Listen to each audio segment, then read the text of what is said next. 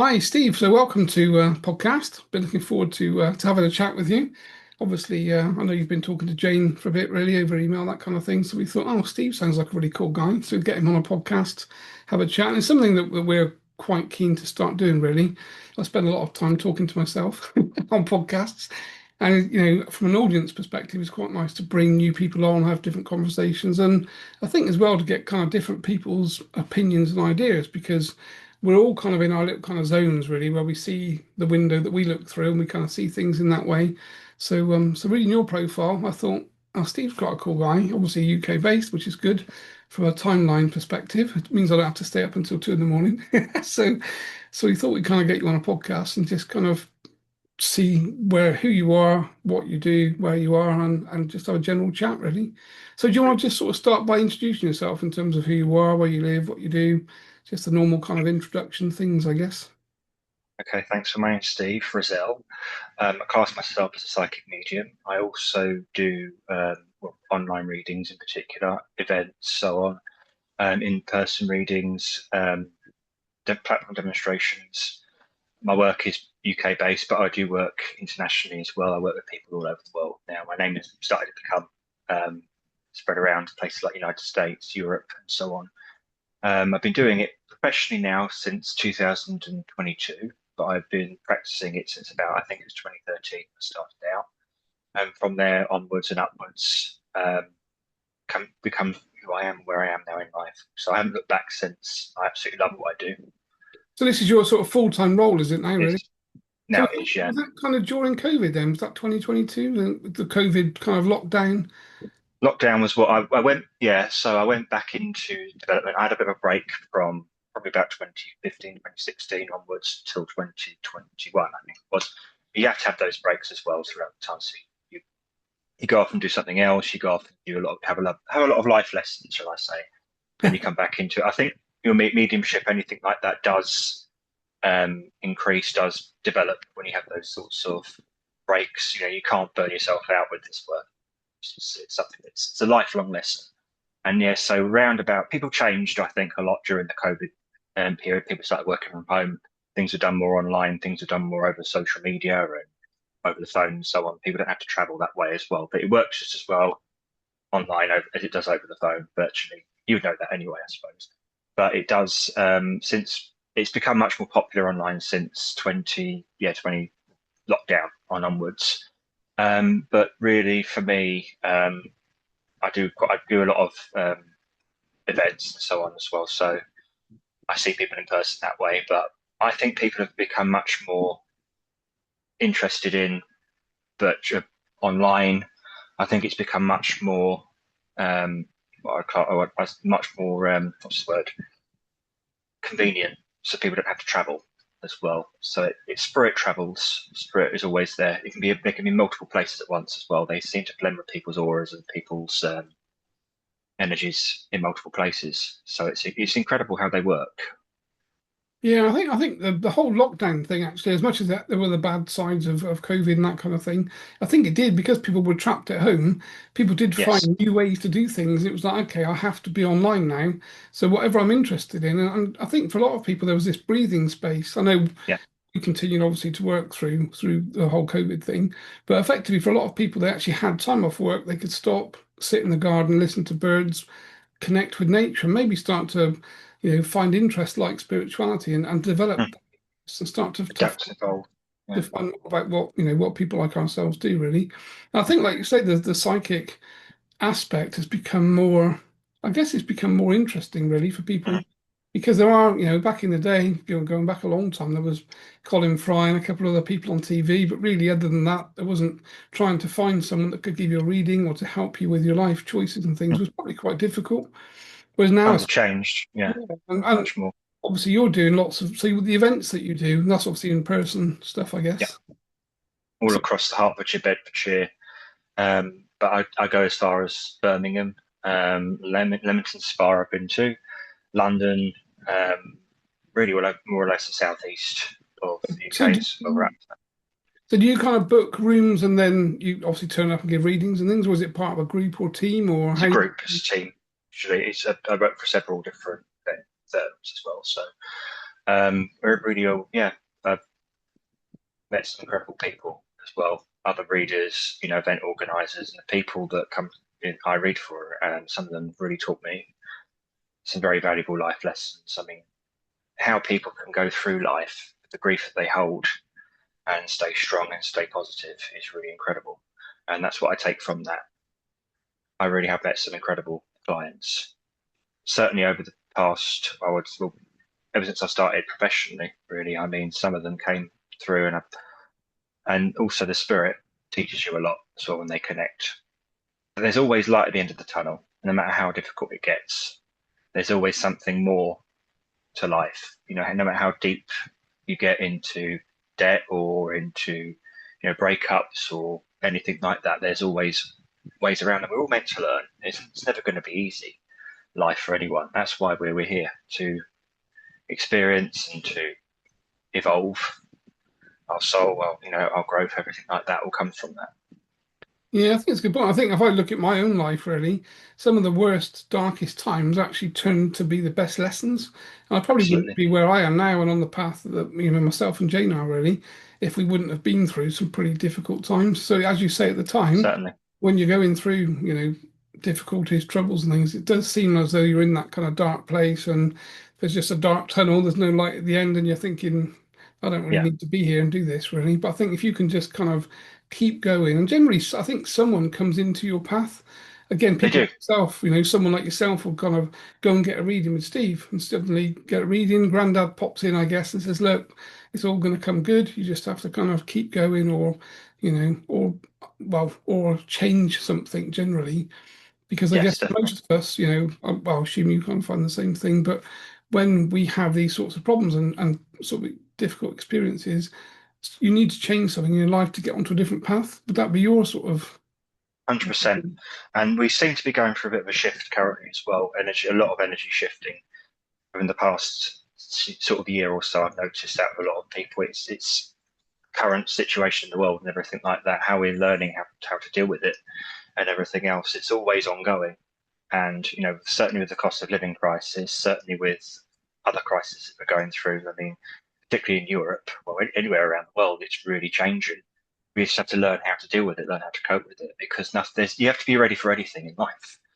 Anything can change in at the drop of a hat, and you just have to, take it as you find it. And there's always a way around it.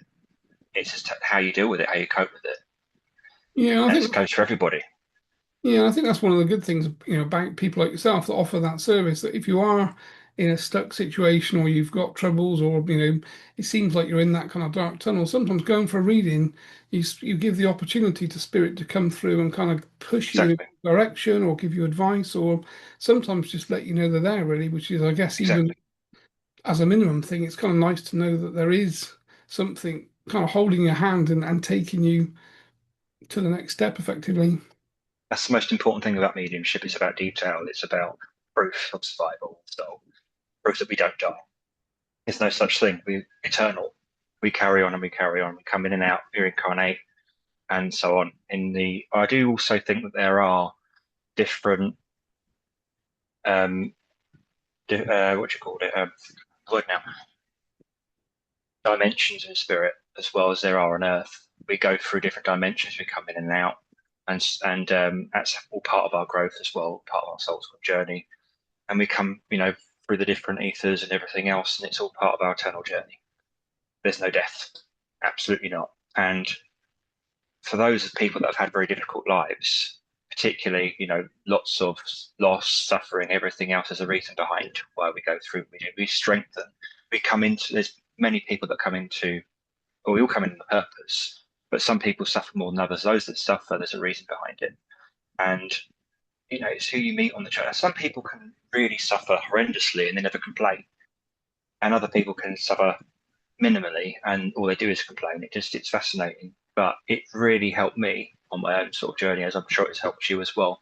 The humbleness behind some people as well of, their own journey. I found it fascinating. I really do how you get through. I'm always ongoing, always learning as well in myself. And there's always somebody worse off in that case. And when you're on the low, you've got to look at the highest and be grateful for what you've got. more than what you don't have. That's another thing. And that's why spirit is so valuable.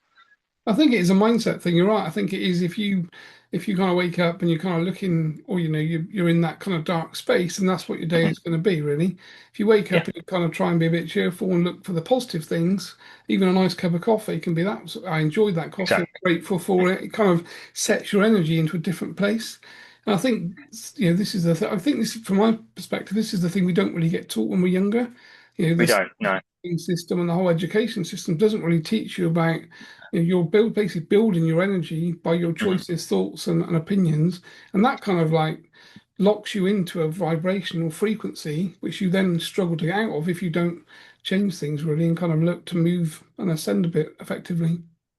I think another thing as well, particularly with the generation today, social media, you've got to look a certain way, you've got to act a certain way, you've got to be a certain, everything falls into a category. You've got to look at, you have a certain body image and everything. It's all about materialism. And there's a lot that isn't taught, as you say, about being grateful for what you. I mean, I've been fortunate enough in my early, when I was much younger, to travel to some difficult, or very impoverished parts of the world. And you see kids that will give their right arm to be able to have a free education in the UK or to have free health service, anything like that. We don't. There's many people in the world that don't have that luxury. We have that luxury, and we also have the luxury of um, having, well, certainly with free education, much more of a chance to get a decent job, much more of a chance to, succeed more in life. And there's many people that don't have that, unfortunately. And so it always seems to be you don't get what you want. Well, you do to a degree. Not everything's going to fall into your path. You have to be grateful for what you already have. The only way you get something is by pushing yourself and working hard. However, sometimes it's not meant to be. What's meant to be is meant to be. And whether you're meant to go down, what path you're meant to go down, that's where you're meant to go. But there's nothing wrong with change. There's nothing wrong with trying to change yourself, change your path for the better in your own way. You can only feel that. You can only do as much. You don't you can do so much for yourself in the end of the day. It's really down to you how you make up your own truth. You make up your own, what is your truth, what is what you believe in is down to you. Yeah, I think that's quite a good way to frame it, really. So, in terms of your work, Steve, you obviously work with a spirit guide team, I Mm, guess. Got one I guide do. or multiple guides, or I've multiple guides. I mean, I'm aware of their energy. I've had one probably. I've been aware of one particular one probably since I was a child, and he's become much more. Certainly, as a, down the lines to where I am now in life. Certainly, probably over the past couple of years to 3 years, I've actually started to see him more, understand a lot more about him. Earlier years, he was much more of a shadowy figure. Now, I mean, you never know him 100%. Many people don't see their spirit guides. Many people don't actually many very good mediums don't actually know them. Say they know them, get their energy. They don't see them or hear them. They're just there. They're aware of, they're aware of who they are when they start to connect with them. You don't necessarily see the spirit world when you connect with them. You just feel them. Your clairsentience, clairvoyance, whatever it is, seeing images and sensations without your body. How you feel, what's making you feel that way. That's how spirit connect. That's also how your guides connect. And I have one particular guide. I would describe him more as a monk, like a great schemer monk. That's the best way I can explain it. In Eastern Europe, from Eastern Europe, that's been with me. Well, it would have been since I was a child, before I was born, I expect. But I've only started to sort of get a better sort of understanding of him further down the line.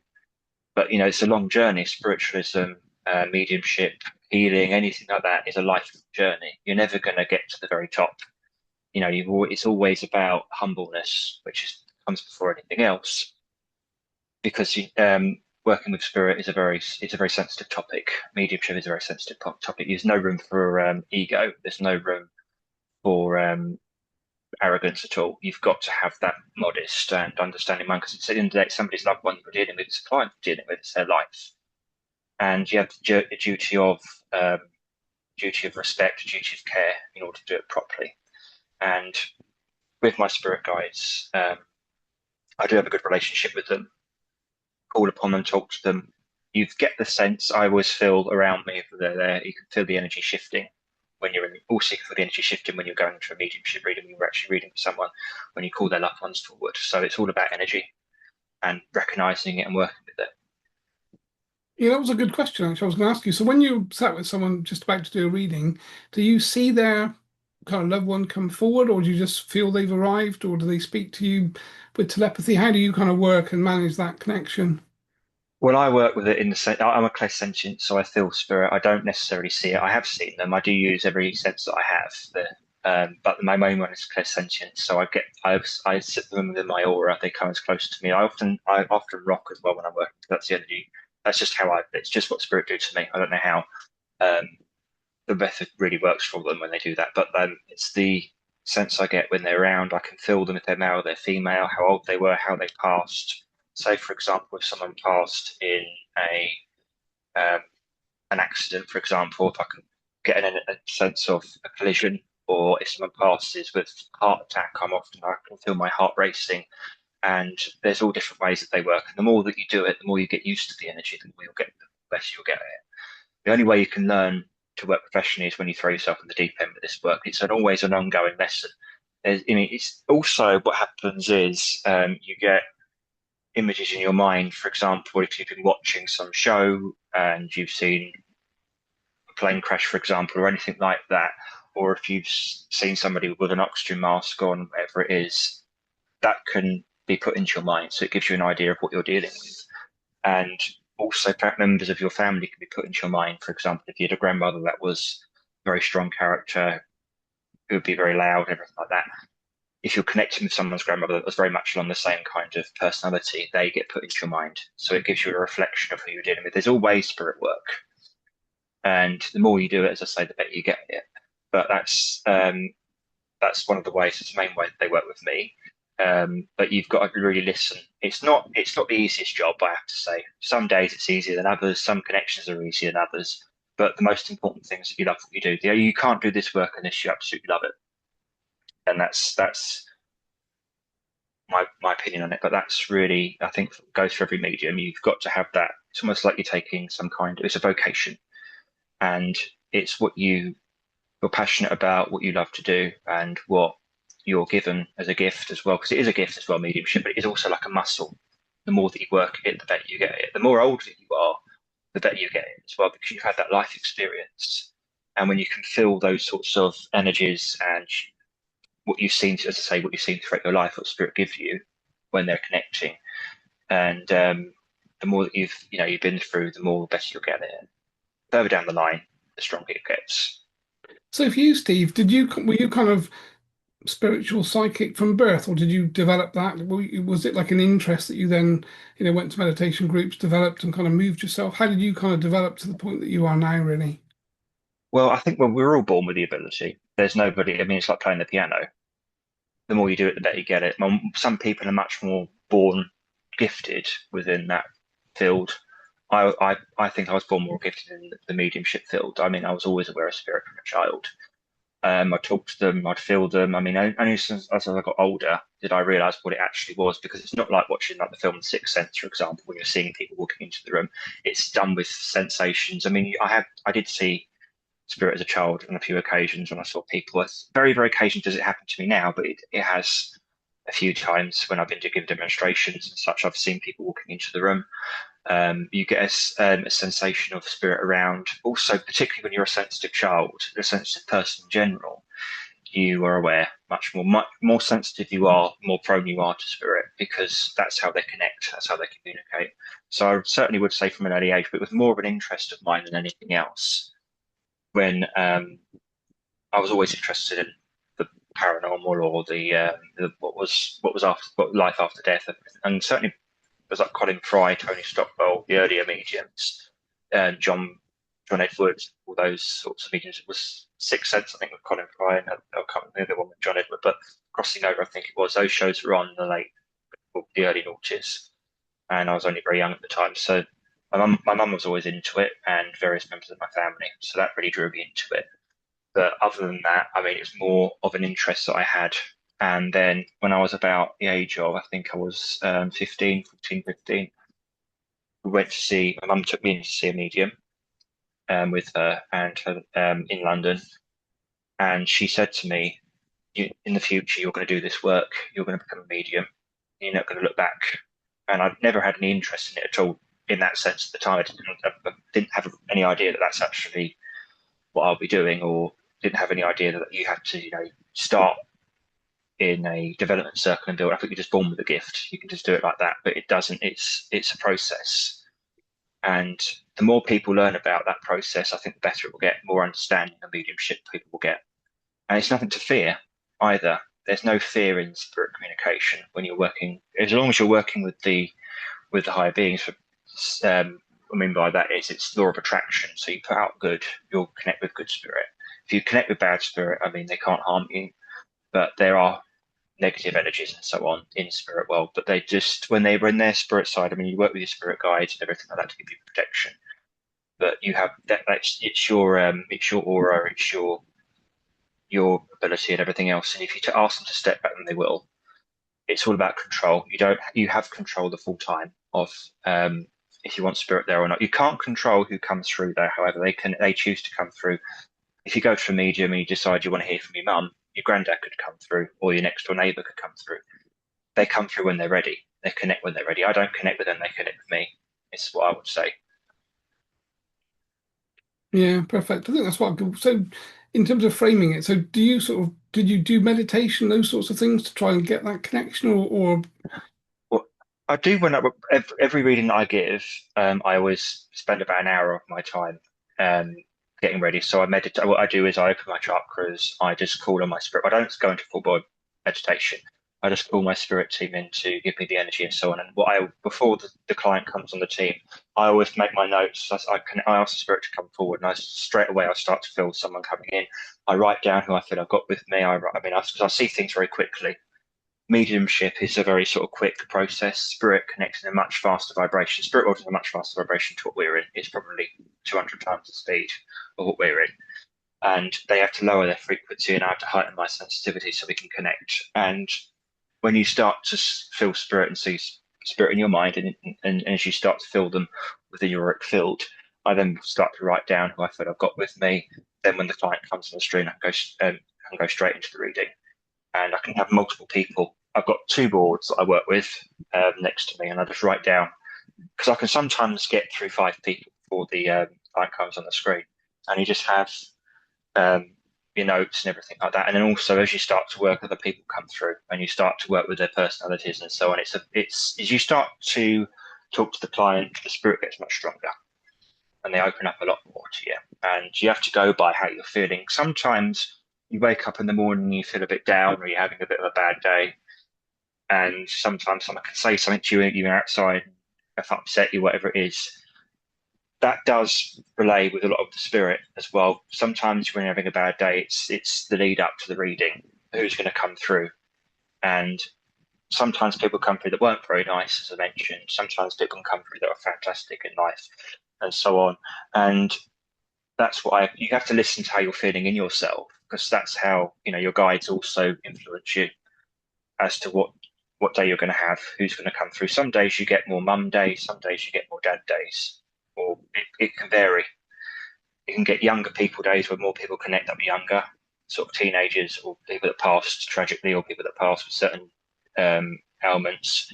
You never know with this work. It just goes from one extreme to another. It's fascinating really how they connect, and how people book at the same time and the same kind of connections happen.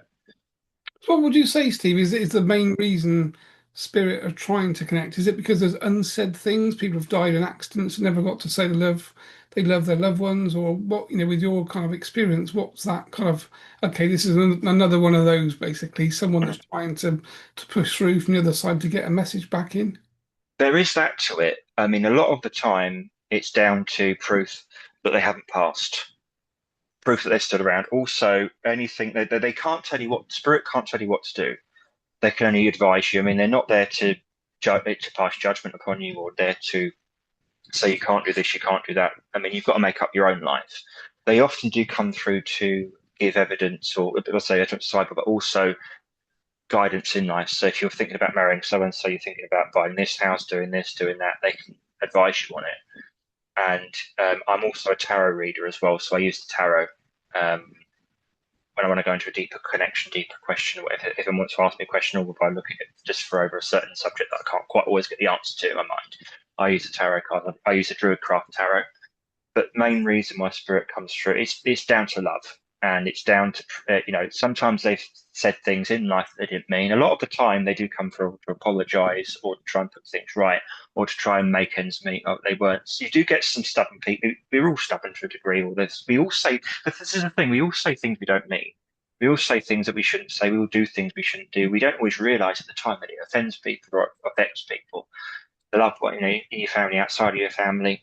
And also, because they're spirit side, they've got a lot more time to think. They've got a lot more time to reflect on what they've done or what they said or what happened or things that they thought they should have put right. That's a lot of the reason why they choose to connect. And you may be surprised who comes through. Sometimes it could be someone you've not spoken to for a very long time. It could be someone you really didn't like. It could be someone that you really loved and, was your best friend throughout life. You just don't know with this work. And that's that's the interesting side of it. But the reason there's always a particular reason why they do come through, yeah. And often also, if you're not related to someone that connects, it's to send messages and so on to other people in their family. Or, for example, friends can be more like family than your own family. Or you find more love and more support within your friend group. And it's really interesting when sometimes people can't let go of their loved one, but even for example, giving them their name, anything like that can really change somebody's morale and give them a reason. There's always a reason why, as I say, but when somebody is really grieving, just to give them evidence that their loved one is safe is more than enough, and it gives them a real sort of sense of purpose to carry on, because people shut down when they lose someone they've been with all their life. Grief comes out in many different ways. It can take years for grief to come out as well. And that's the most important thing. You work with someone in the best possible way, all for the best, in the best possible manner. You treat them with the best possible respect as you treat the spirit with the best possible respect. It's not a joke. It's not a laugh. It is a serious matter when you're working with someone who needs that connection, who needs that love, who needs that proof that their loved ones are well and that they will be with them. When you're working, how do you kind of keep their emotional state away from you? So if you're working with someone that, as you said, had a heart attack and Mm-hmm. you feel that pain, how do you kind of manage pushing that energy away so that you're not in that kind of space? Well, I don't feel pain. I just feel, yeah, I can. It's how like, I know, for example, it's not nice to, say, particularly when someone's lost someone tragically, to say there was pain. But you can feel energy down your face, or for example, if there was a car accident or if they had a stroke, that often if there's a stroke connection or a seizure, I can feel down one side of my body there will be paralysis, because you can feel numbness. It's not, you don't feel any pain at all. It's just it's the heart racing, that kind of thing. Or you have that. I have what I call boundaries, which is the best way to to say just take that off me, please, or whatever it is. But they need to give you that kind of. I'd rather them give that to me than not, because that gives me the insight as to who I'm dealing with, how I'm dealing with them. But you just afterwards, I always make sure as I cleanse myself down, shut myself down. But it doesn't affect me in the sense of frighten me or make me feel uncomfortable. It's just I'd rather them do that, because I work. Some mediums don't like working with spirit within the aura. They just do it, mental mediumship. I mean, when you spirit connect with the mind. I work with them much closer within my auric field. Certainly over the past, I think it's about 2 to 3 years, I've been doing it more like that. To start with, I was just working outside of the aura until someone said to me, a teacher of mine said, you need them as close to you as possible. You need to have them as close as possible, and that's why. But the thing is, you're in control still. It's not like being in trance where you don't have that control. You're always in control. That's why I don't like trance personally. It's not for me. It's more of a case of channeling. It's like almost like a sense of channeling the information from them. But really, I mean, when I work with them, I don't let it affect me at all. The actual energy they give me, in the sense of, let's say, the heart attack or whatever it is, it just comes and it goes. As I start to work with the client, it goes anyway. It's just their way of showing me who they are. And also, your spirit guides, my spirit guides, they have to work with the spirit world as well, and that can be a challenge sometimes, I think. But not every reading goes perfect. Not every connection goes perfect. You just got to go with what you've got, and that's when you're working something out in your mind as to who you've got, where they're from, I always try and try and work out the names, how they passed, and well, the most important thing is their personalities as well, and what they've got to say. But it's the in-depth things. For example, if they really liked Chelsea or they were an Arsenal fan, or if they liked one particular area, or where they used to go on holiday, wherever it may be. These are very vital information pieces of information which validate the spirit communicating. So I do all of that, and particularly as well. I mean, as it comes down to say the energy affecting me, it's also the emotional state of the client. I always make sure that I mindfulness and everything like that with them, give them all I possibly can in that sense. But afterwards, I have to make sure I wash that energy away so it doesn't affect me. You've got to have a thick skin as well for yourself. But it is really sad sometimes. But also, it's as I say, it's a real life lesson. I've met so many people that have lost people tragically, and how they carry on, I don't know. How they have that strength, but it brings out the best in people sometimes. It really does bring out the best. It brings people closer together. It when people go through that kind of grieving state, it can really bring out the best in them, And and it can how bring long, out the strength. but like the timeline between someone's lost someone, do they come to you or do they find you quite quickly, or is it more of a longer timeline, like months and months, and they think, oh, I'll get in touch with Steve? What's your kind of like opinion on how fast people are looking for that acknowledgement that their loved one is still alive, effectively in a different space? Well, it really varies. It really varies. I mean, I've had people come to me when just after they've lost someone, and their loved ones come through like that, and it's been really, really strong before they've even had the funeral. In some cases, I can tell you a story, quite a funny. Well, it's funny, but it's not. But I'll go into that in a little while. But sometimes it can take a year for them to come. I say go when you feel comfortable, when you feel the need to. I wouldn't recommend straight after the passing, but they can come through the next day. They can come through a week later. They can come through 10 years later. You just don't know. You have to. They'll come through when they're ready, and that's that. And yeah, it's when you feel, as I say, when you feel that the time is right. You can't right when you're really seriously grieving. It's probably not the best time. When you started to sort of gain strength, even though you're still grieving, when you're in a really bad state, I don't think it's the best at all because you've not had time, and they've also not had time to adjust to spirit world. And sometimes that can take a while when they go into reflection, which is just after they pass, and then from there they have the healing, they have the help they need, and then they pass into spirit properly.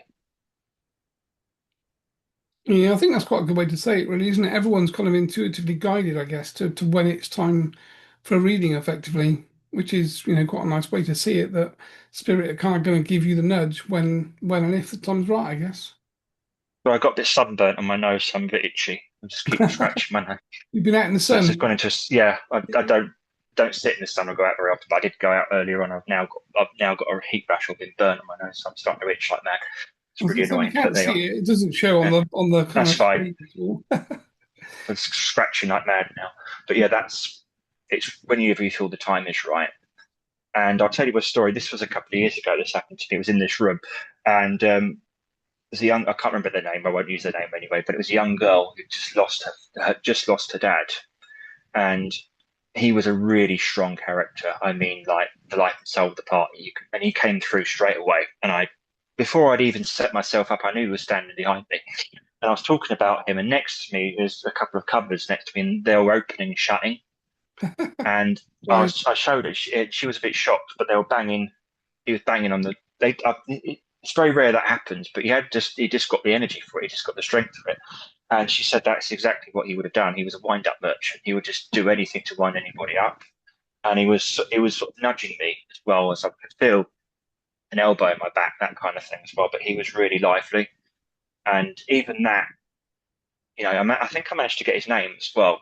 But it's times like that you never forget, and it's that kind of proof that they're still around and everything. But he was a very loud spirit, I have to say. But you do get some characters. I do work with some characters, and some of the things that they show me, some of the lives that they had, are really interesting. Yeah. So do you find is there quite a lot of the physical stuff? And people don't think about that, I guess. When you think about sort of mediumship and going to see a medium, you can't assume they're going to sit there, talk to spirit, and just pass the information kind of unfiltered, really. But I guess nobody really thinks about is the medium going to be kind of connected with things from a physical perspective, which obviously you're saying is the case, which I guess isn't talked about really very often. Physical state, sorry, I don't. Well, someone like pushing you, touching you, so you Oh can yeah, feel that, the spirit that you're dealing with actually in your auric field that's actually kind yeah. of, contacting you effectively.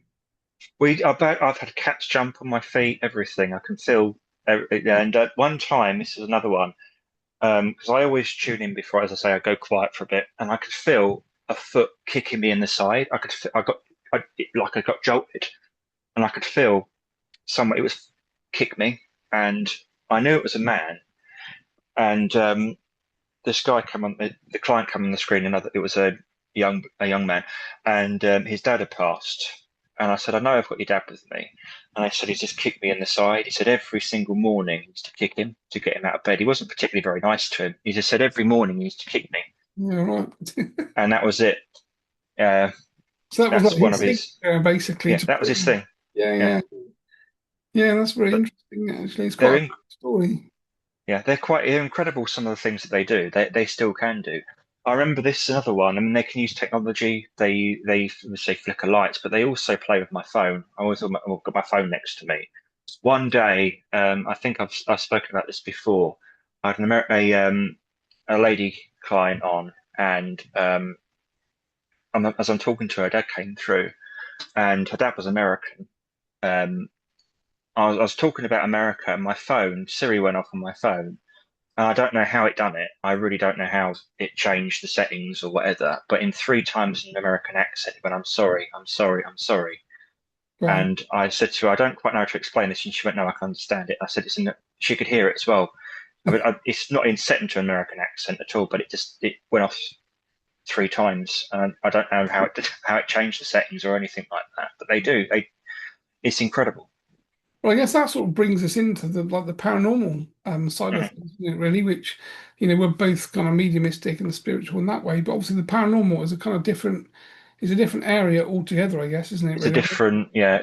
I mean, the thing is with paranormal, we talk about ghosts rather than spirit world, and we have what I call them grounded spirit because they're not actually. They're trying to be more human. They didn't pass out of choice. They didn't pass into the spirit world or into reflection. They're in between, and over time, eventually, they will fade. That's why quite often people in haunted buildings will feel very tired, will feel very uneasy.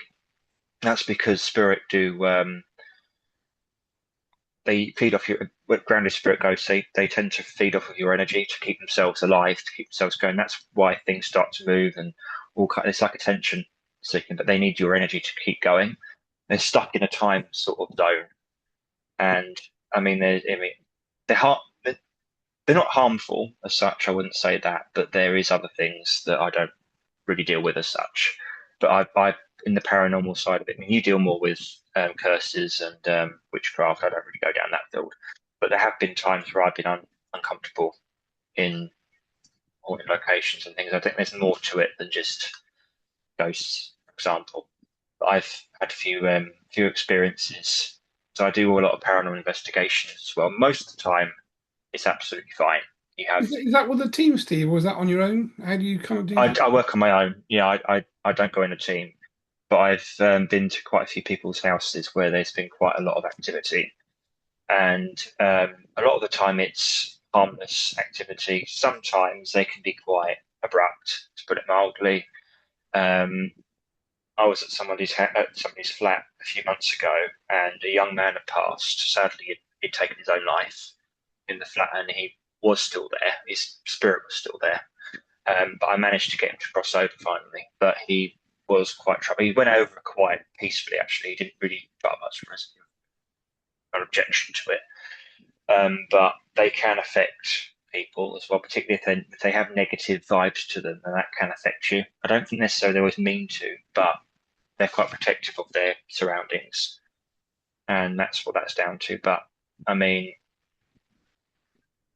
they didn't choose to go over, they didn't choose to go over. It's up to them. We have free will, both sides, our side here and spirit side. I guess as well for someone that's sort of committed suicide, I guess Mhm. there is that probably reflection afterwards, like, oh, I didn't really want to do it, didn't mean to do it, perhaps that was the Yeah. wrong thing to do. So how do you kind of relay that back from your perspective, I guess, really? I mean, how it affects me or how I, Well, how you would talk to like a client for, someone that's committed suicide. It's quite a sensitive thing to be of able to course. deliver that conversation back in. Well, I actually deal with a lot of younger spirit. I deal with a lot of young, for some reason they attract me. I deal with a lot of big S. I prefer using the term crossing themselves over. I don't know. I think it's a much more gentle way of approaching the issue.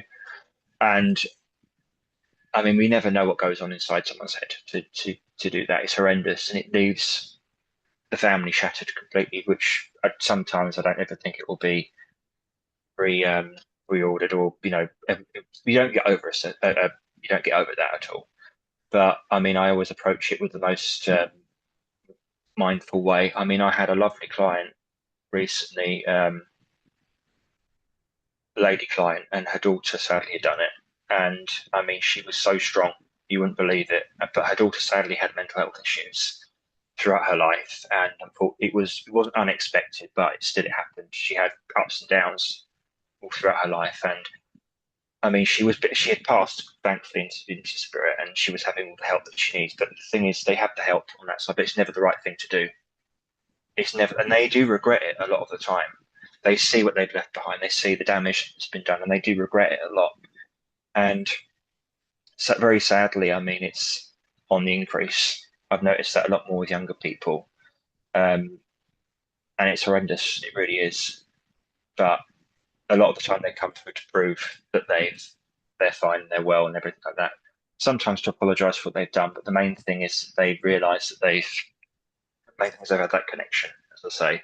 But it is hard. It really is, particularly when it's a young person. When in any age, anyone that's passed it's hard. But particularly in that situation, when someone passes in an accident, it's bad enough. But when someone has done that to themselves, it's absolutely horrendous. But I approach it with the most mindfulness and everything like that. That you have to have that about you, that quality about you to do this work. And you have to have a serious side, but you've also got to have fun. A calm side of a sense of humor as much as you possibly can. But it depends also with the client in particular how they're feeling about it. Sometimes they are very cut up about it, and sometimes, well, they always will be. But it depends on individual to individual.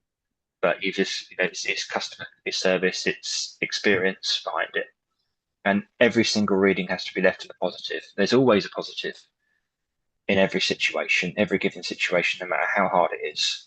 There always is a positive, and detail is very important. And the way that you present the mediumship, the way that you give the reading is very important as well. You can't, without offending anybody or anything like that.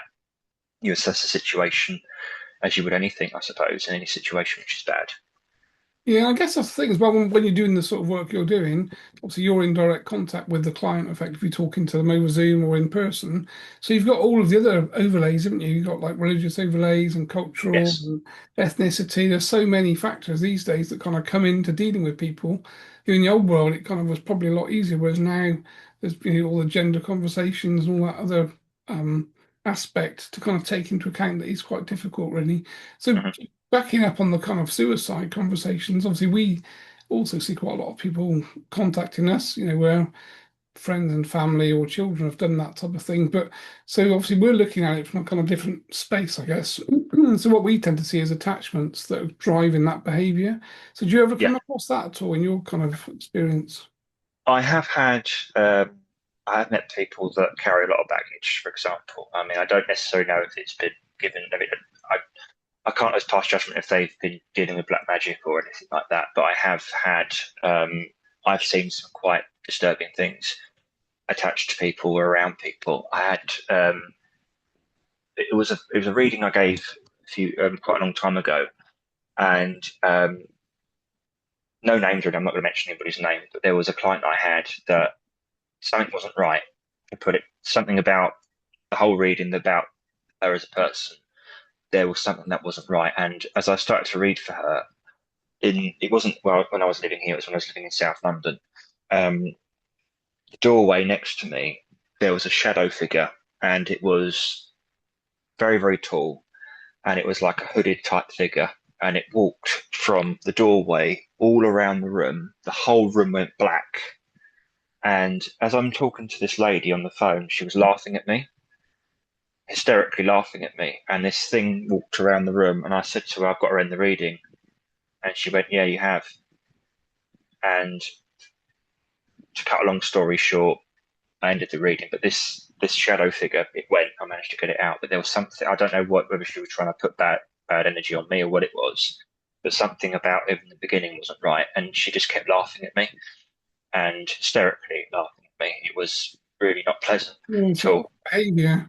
So I guess Yeah, that's very, So that's quite a good opener, I guess, into kind of, so, again, from we're all in the spiritual arena. I think we talked at the start briefly, just talking about yes, how we're all here trying to do the things that we can do to make people's lives better, I think, generally. And most of us are, as you said, pretty humble, pretty down to earth. And yes, but there does seem, and I've never seen, I've worked in corporations, a lot of big corporations in my life, really. And there's obviously a lot of kind of ladder climbing and people, trying to get to the top that kind of step on everyone else on the way up. But I think the yes, spiritual arena seems to be so much, it's really surprising there how is. much negativity there is from people that talk about being so spiritual and they say the right things, but then they don't seem to do the right things. Do you ever experience that yourself? I personally don't like the term spiritual. I mean, I use it in my work because it's what's associated with the work, but people get very snotty about what they term as spiritual, where you've got to be a certain way, you've got to act a certain way, you've got to, you can't swear, you can't do this, you can't do that. And you know damn well they do it behind your back when they're not around. It's hypocrisy to the extreme. But I have witnessed a lot of, say, kind of jealousy against me. But there are people that are against you, for example, or anyone. There are people that will send you negative energy. There are people that will tell you you're working in the wrong way and everything like that. You're going to get them, unfortunately. And this work seems to accommodate a lot of that. And I don't know really why. I think it's people hide behind a facade that they're very nice people because they meditate every day or whatever it is, but they're not. But you have to have your guard up, and you have to be quite firm and quite strict in this work as well, because when you're working with spirit, when you're working with people, you've got to leave them in a good way. The most important thing is, as I said, that all comes with the customer care and so on. But there are people that will do damage, and I've seen it with people, with other readers. Again, no names given, but I've been quite shocked just how bad people can leave people, other clients, people that are very desperate, people that are in really difficult situations. It's really shocking how they can leave them in a really desperate state. And I've heard some horror stories what people have said to others, and it all comes down to if you're meant to be doing this work or not. Because you know full well that you can't leave someone in a state like that when some people are very desperate. Sometimes you're not ready for a reading, or a reading's not really what you should be having. And I'm always open with people, and I'll say that to them if I'm working with them. I'll say, I'm sorry, but I can't help you. It's not the right time for you, whatever it is, whatever the reason may be. I'm always very upfront and honest with all my clients, but there is a lot of negative energy, negative people in this work. Unfortunately, it's an ego thing. I don't always know why it's the way it is, but you can get some very well, people that shouldn't be doing this at all. Let's just stay far away from it, and you just have to distance yourself. Put your boundaries. Boundaries are really important in this work. Yeah, Boundaries in the I think sense of, the social media thing as well. Obviously we see the same thing that, I've been doing this for 20 years basically. So, not to say that I'm fantastic at it. I'm good at what I do, but I've been doing it for a long time. But then of you course, have other people that, as you said, that kind of blow in their own trumpet and then telling you what you should or shouldn't be doing. And you look back at them and you think, well, let me take a look at your social media and website. mm, It's like you don't even do half the things that we're talking about and we're doing, and yet you've got this opinion on what I should be doing. And I always sit there and just laugh and think it's always the people that can't do what you're doing that have got yeah, the opinions on you. The people that are doing what you do, people like yourself and myself, we don't compete with each other because we're all in the same space doing the same thing. It's the people that either can't do it or are jealous that seem to have all of these opinions and they just troll you continually, which is oh always yeah, what is the point of trolling? I wouldn't spend my energy trolling somebody. I'd spend my energy sat in the garden, like gardening or doing something Yeah. interesting. I wouldn't I spend mean, it. I've had horrendous trolling. I mean, this it does come with this work. I mean, it's not for everybody. People don't believe it. It's nonsense. But you will get trolls that will say horrendous things to you, and I've had horrendous trolling. And I'm not going to mention some of the things they've said to me online, but on here, but along the lines of end your own life and all that kind of thing. And it's not pleasant, but you just have to grow a thick skin because they won't say it to you in person. They'll say No, it online. They'll sit there behind their venom seats and their fingertips, and they start typing up. I don't know why they do it. I really don't know what kick they get out of it, but they seem to get some sort of pleasure out of trolling people. You won't get their profile picture. You'll get a picture of a tree or whatever, yeah, and you'll be surprised the age of people that troll. I mean, you'd expect them to be teenagers, or no, there's people in their 60s, 70s, pensioners that troll people, yeah. and Wow. it's quite shocking how someone of that age of life would do that. Younger people tend to be more polite and more open to it. I mean, people troll people for anything. I mean, there's anything online, somebody's weight, somebody's body, or anything like that, and it's horrendous. I don't know why they do it, but they do because they've got nothing better to do. But Is you that have to kind of grow a like thick skin. it is kind of like keyboard warrior thing, isn't it? Like you said, if you were sat in the room with someone and said, "Say those things to me face to face," they They would wouldn't do it. no. No, But they're kind of like cowards, aren't they? Because they're sat they behind are the cowards. keyboard and they can, I think a lot of them obviously have got a lot missing in their life and they're looking They at, would do, yeah. and when they see people that are doing quite well or quite successful or doing something they can't do, then there is obviously this kind of angst and jealousy that seems to creep up. Now they But tend to be fake accounts as well. But what I think now what should be done is you should have to verify your social media account with your passport or something like that. And also with AI now, they should automatically take down vile content because sometimes, I mean, there are people that do unfortunately take their own lives over it. But I mean, there should be much more of a protection on there for people that are being seriously trolled. But the truth is, if you put something out there, you're going to get people that don't like you. Put something online, people are going to not like it and they're going to say horrible things. So you've got to realize it comes with the territory. But there should be a lot more done in the sense of, verification on, so you can't make up fake accounts, so you can't pretend you're somebody else. And also you should have, anything that comes up along those lines should be dealt with properly and should be removed. But I mean, that probably will never happen. yeah, I think it is. I mean, again, I know quite a lot of people like yourself in the spiritual arena, and everyone that's professional that does this for a job, as we're both doing, all the same story. Whoever you talk to, the same story. It's like, do you get trolled? Do you get this? Do you get that? You think as you said, you do have to start to have quite a hard and thick skin, really. Because I think if Yeah. you're quite vulnerable and you're quite sensitive, Oh, then definitely. doing this sort of work does put you in the firing line a bit, really. But if you've had bullying as a child or abuse as a child, it gives you a tougher skin and it gives you much more of a way of dealing with people like that. So it's nothing. Been through worse, you can survive anything. That's what it's down to. But it's not nice for anyone to read horrible, horrible, vile personal attacks on how you look, or personal attacks on how you speak, personal attacks on what people think about you. It's not nice, but it's just to be expected.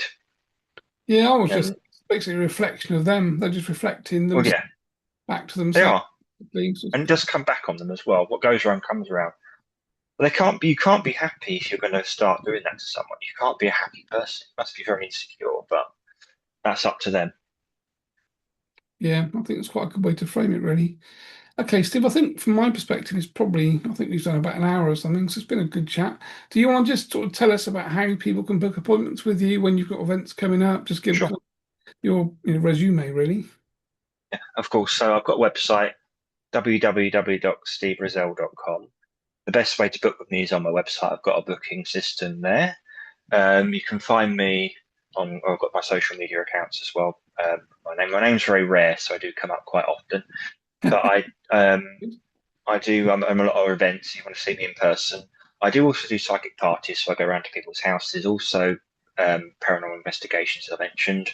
Um, but really, the best way to reach out to me is through my website and email me, DM me, WhatsApp, anything like that. please don't send me messages on LinkedIn or not LinkedIn. What's the other one? Messenger. No, Instagram, because I tend to not see them. I tend to go into junk or whatever. They said that's something I'm asking not to do. But I've got an email address on there, mobile number on there, and everything like that. It's the best way to find me. And yeah, I'm open to anybody. I really am. So I work internationally as well, so all time zones, people from all over the world now, which is great. I mean, I love that side of it now since it's gone online.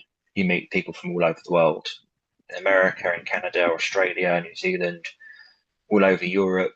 It's incredible. It really does teach you a lot about life when you start talking to people from all over the world, and you learn a lot about the world.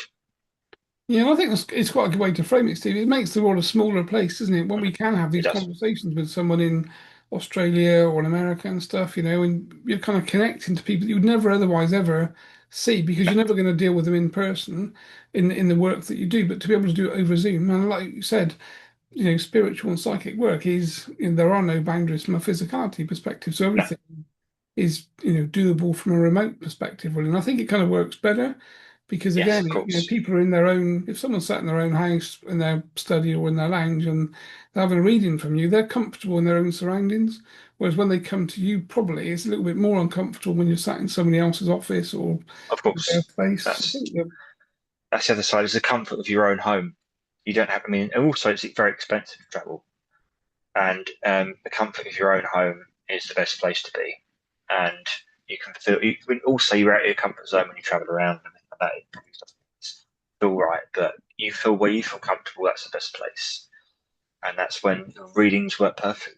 Much more perfect when you're in that state when you feel comfortable. I'm easier. It's easy for me to tune in, and it's easy for you to feel relaxed, and that's what it's down to. But it's a personal choice.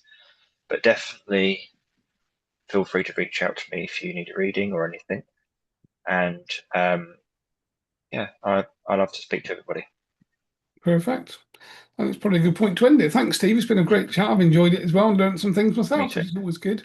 And I think that is the thing, as we talk to each other, there are things that come up that, different people do things in different ways, and there isn't really a right I way do. of doing any of No, this work, really. So and that is the whole point. It is kind of subjective to the way that we've learned and practiced and who we are. And, I kind of I it try to, evolves. Yeah. yeah, exactly. Yeah, it's kind of go with your confidence and the way you do things and don't try and copy other people, really. You find your own part. You can't copy anybody with this work. I mean, it's very individual. It's something you can only work out on your own. I mean, no two people are ever the same in this work. No two people will ever work the same. I mean, like with the tarot cards, every tarot card means something different to everybody else. I mean, I can't use anybody else's deck apart from mine. The particular deck that I've got, the Druidcraft Tarot, I've got next to me now.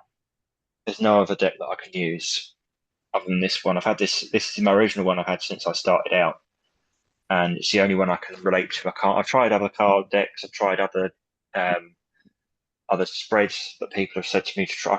I can't use it. I can't work with it.